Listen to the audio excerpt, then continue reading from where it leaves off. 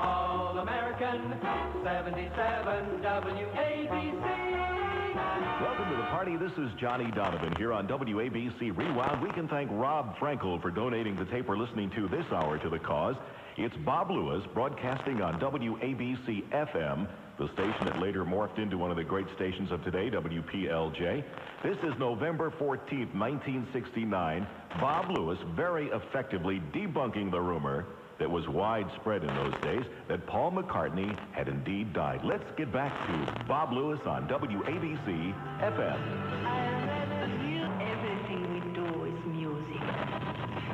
I read the news today, oh boy. You know, it's peculiar. With all of the clues that people have come up with that are supposed to point to Paul McCartney's death, the heaviest clue of all has come up least. Look at the cover of Sgt. Pepper's Lonely Hearts Club Band. In the center of the cover is a bass drum. Across the top of the bass drum, it says Sgt. Pepper's. Across the center of the bass drum, it says Lonely Hearts. And across the bottom of the drum, it says Club Band. Now, take a mirror and place the edge of the mirror at right angles to the front of the cover and line the mirror up so it exactly cuts the words Lonely Hearts in half and reflects the top half of those letters back in the mirror.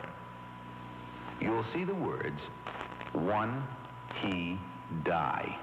Now that's pretty direct, printed evidence of a sort. But the question is, what does it prove? And if it does prove that there's a dead Beatle, then maybe we should start from the other end and look for a dead Beatle. If you do look for a dead Beatle, you can find one.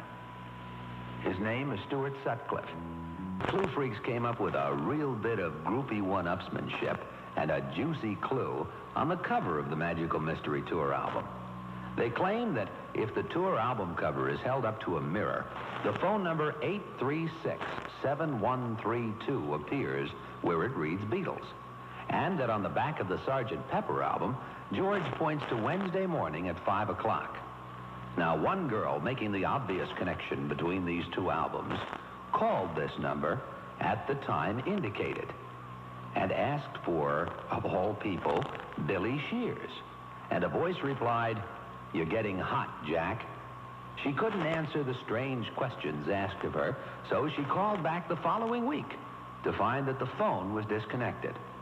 Right? Now, there's a very together bit of cluesmanship. Let's take it apart. First of all, let's assume that this number was included either by mistake or deliberately. It has to be the number of somebody who is in some way connected with the Beatles, right? Because the number is on a Beatles album cover. Now, let's assume that you were connected with the Beatles and you lived in London and your telephone number had been put on the cover of a Beatles album somehow. And at 5 o'clock of a Wednesday morning, your telephone rings, and some idiot groupie asks for Billy Shears. What would you do? Huh? I'll tell you one of the things I might do. First of all, I'd check to find out whether it was some idiot groupie or really somebody I knew. I would ask questions which only somebody really involved with me or with the Beatles or the group of people involved in making the record could answer. And of course, she couldn't answer those questions, could she? And when I discovered that, they found the number on the album, the next thing I'd do would be to disconnect my phone.